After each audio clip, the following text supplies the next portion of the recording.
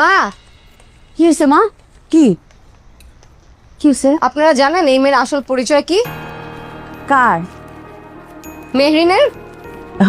মেহেরিন লক্ষ্মী একটা মানুষ, ওরে আমি অনেক ভুল বুঝতাম।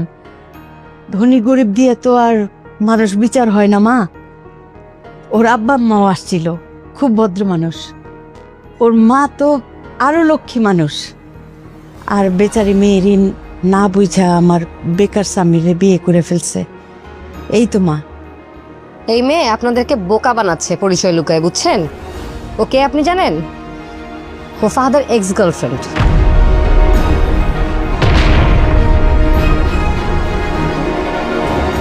কি?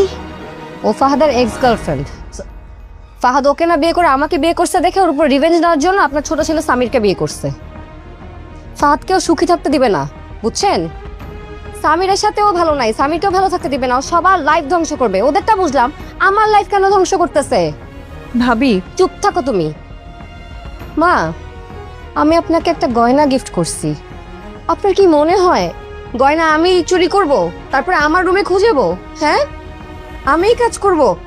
ভাবি গয়নাটা আমি আপনার। চুপ! একদম ঠাটায় চর মারুমু। ভাবি ও ঠিকই বলছে। তুমি চুপ করো ফাতিমা। সারা জীবন তুমি সবার কাছে ভালো থাকতে চাইছো, তাতে কি হয়েছে? নিজের জীবন নিজের সংসার সুন্দর করতে পারছো? পারো নাই। আরে এ তো একটা ঠান্ডা মাথার খুনি। হ্যাঁ, সাপ, সাদা সাপ বিয়ে করে ঘরে ঢুকাইছো সামির। আম্মা একতরফা কথা শুনে আপনি একজনকে দোষ দিতে পারেন না। চুপ, একদম চুপ। অসভ্য দুশ্চরিত্র একটা মেয়ে লোক। আরে বড় ভাইয়ের সাথে প্রেম ছিল, সে বিয়ে করে নাই, তাতে কি হয়েছে?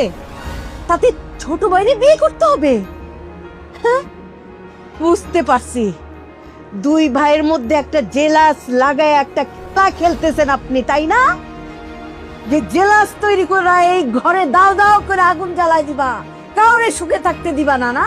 এই প্ল্যান করে আসছো যে ফাহাদ আমারে বিয়ে করে নাই। ঠিক আছে, দাঁড়া, খেল দেখাইতাছি। সেই খেলটা দেখাইতে আসছো না? হ্যাঁ, কিছু বলেন, বলেন আপনি কিছু। বৌমা,